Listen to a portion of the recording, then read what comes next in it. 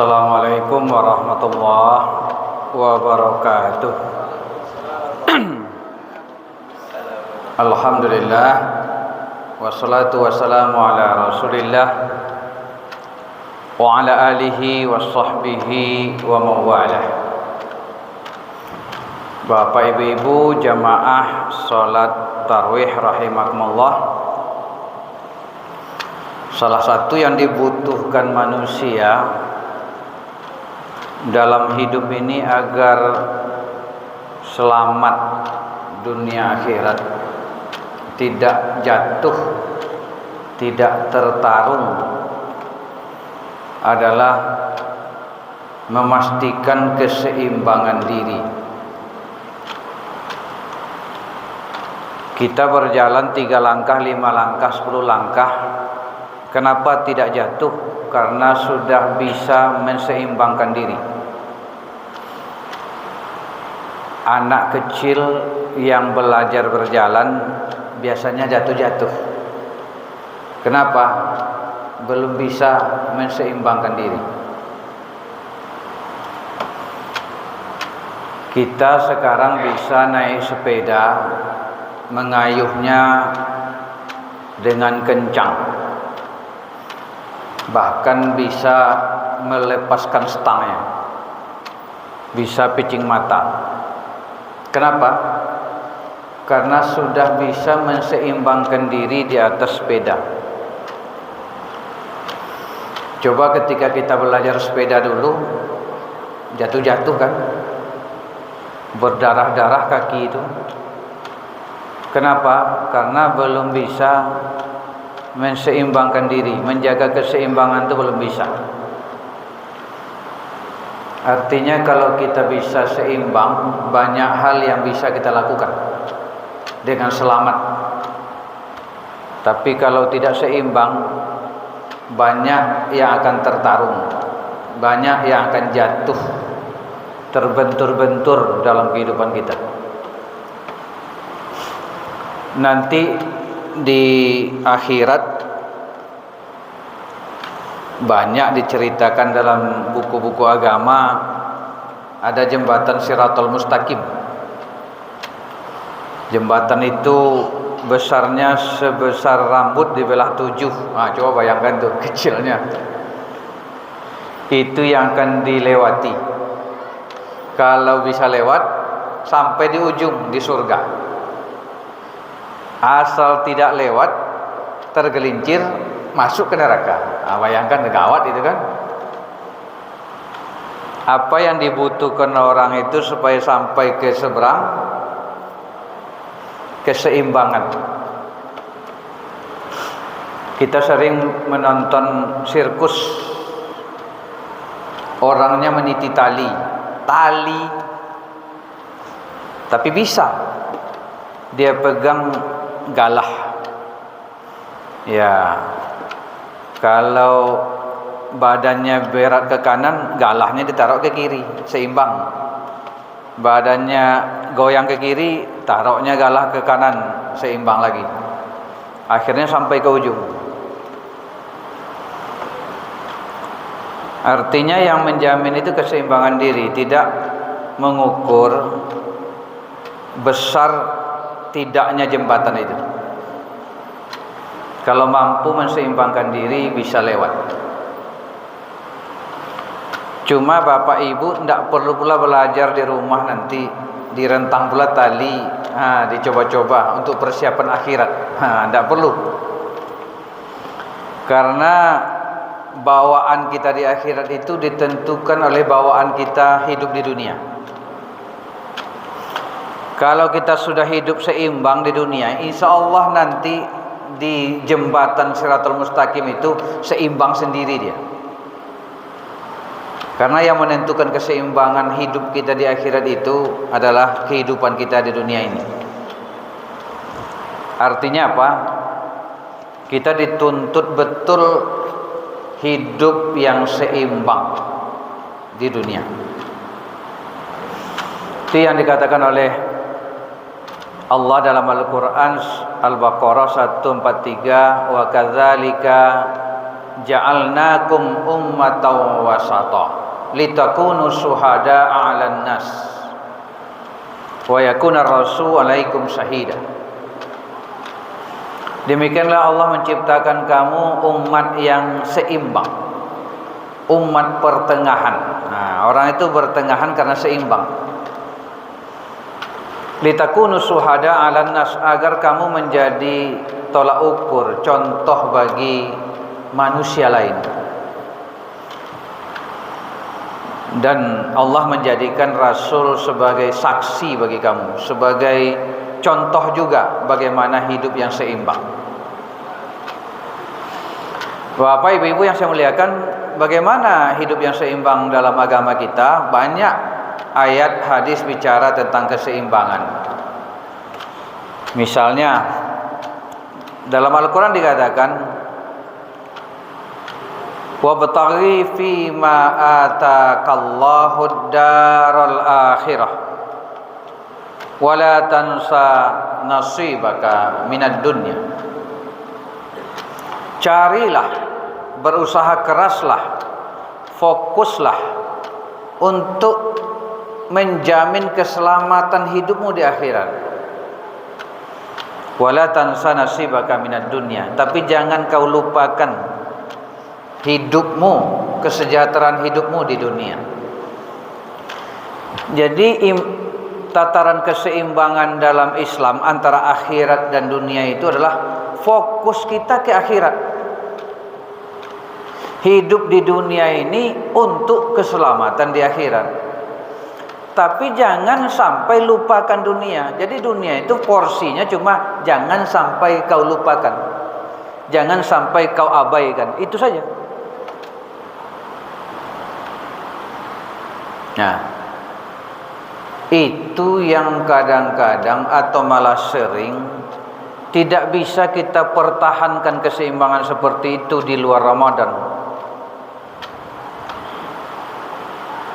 Lebih banyak fokus kita, pikiran kita, rencana hidup kita, pekerjaan kita, usaha kita memikirkan dunia. Lalu di mana posisi akhirat? Di ujung-ujung waktu, di sisa-sisa tenaga, di sisa-sisa umur lah, tua dulu baru acok ke masjid. Di receh-receh uang kita, piti-piti 1.000, 2.000, itu yang masuk ke sumbangan. Itu yang perlu diluruskan. Makanya datang Ramadan menyeimbangkan.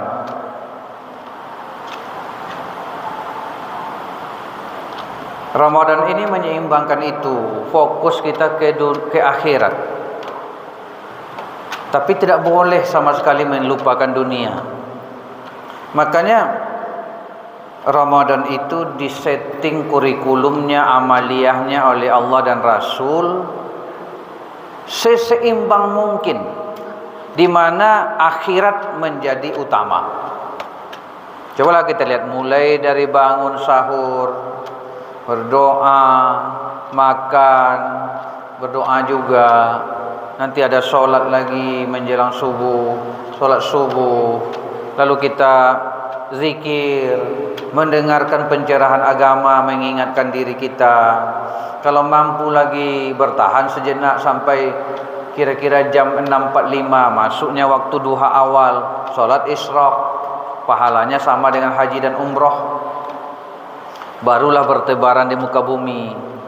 Nanti kira-kira jam 10, jam 11, ingat lagi kepada Tuhan, sholat duha, berusaha lagi. Nanti zuhur, terdengar azan, datanglah ke masjid.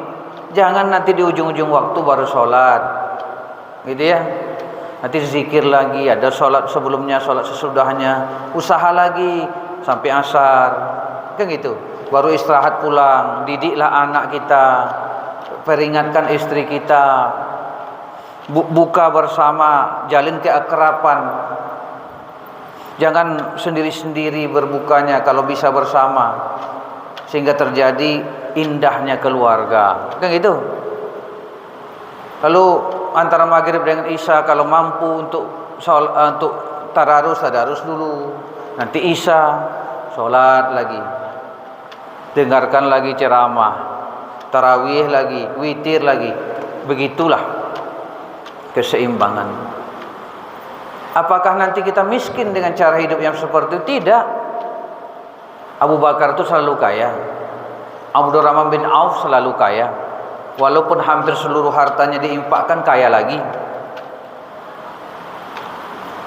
May yattaqillah yaj'al lahu makhraja wa yarzuquhu min haitsu la yahtasib.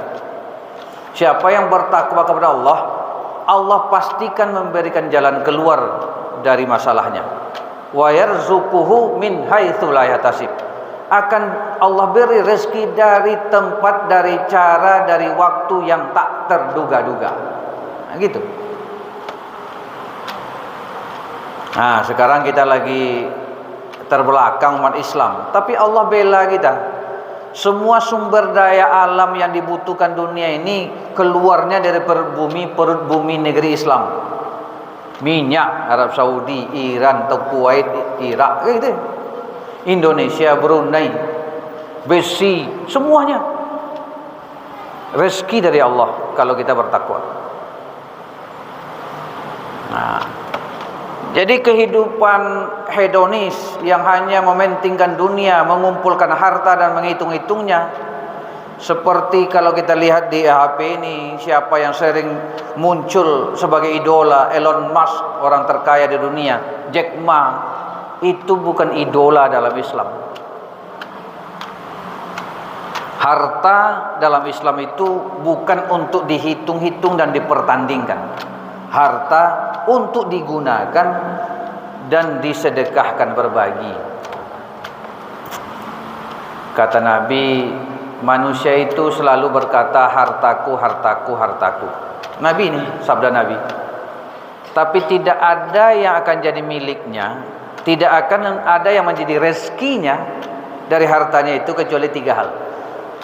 Yang dimakannya habis, yang dipakainya, pakaian, mobil, rumah, lalu usang, lalu yang disedekahkannya itu dicatat Allah, dilipat gandakan nanti di akhirat. Hanya 3 itu yang milik kita. Sebanyak apapun rekening, deposito, saham,